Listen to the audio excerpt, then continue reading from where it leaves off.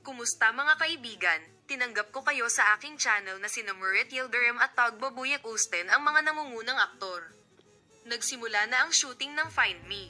Si Murat Yildirim, isa sa mga nangungunang aktor ng serye sa TV na Find Me, ay may sakit na si Tagbo Buyak Usten ay lumitaw sa harap ng kamera sa Cyprus. Ang paggawa ng pelikula ng Find Me ay nagsimula sa Cyprus.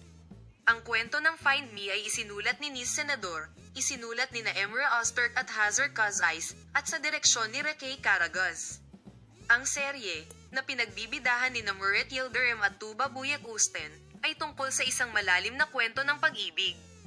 Si Murat Yildirim, na nagbigay buhay sa sikat na arkitekto na si Demir na mga karakter sa serye, ay lumitaw sa harap ng kamera na siya ay curious. Night 21, na may paunang paghahanda para sa Number Junkie shooting, na kumpleto ang shooting sa loob ng 4 na araw. Ang mga eksenang kinunan sa mga makasaysayang gusali ng Merit East ay sasalubong sa mga manonood sa mga unang bahagi ng gabi. Ang aktres na si Tagbo Buyak Usten, na gumanap sa karakter ni Nazli, isang baliw na nag-iisang ina, ay lumipad sa Turkish Republic of Northern Cyprus para sa shooting. Pagkatapos ng paunang paghahanda, ang mga eksena ni Tagbo Buyak Usten ay naganap sa mga lugar ng Always Susa at Pier. Matapos makumpleto ang mga eksena sa loob ng 4 na araw, ang koponan ay nagpapatuloy sa shooting sa Istanbul.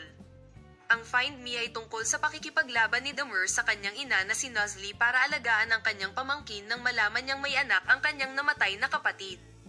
Kasama sa cast ng serye sina Murat Yildirim at Tagbo Buyak Usten, Kerem Özdogan, Izgi Iuboglu, Kagdes Onur Öztürk at marami pang ibang aktor.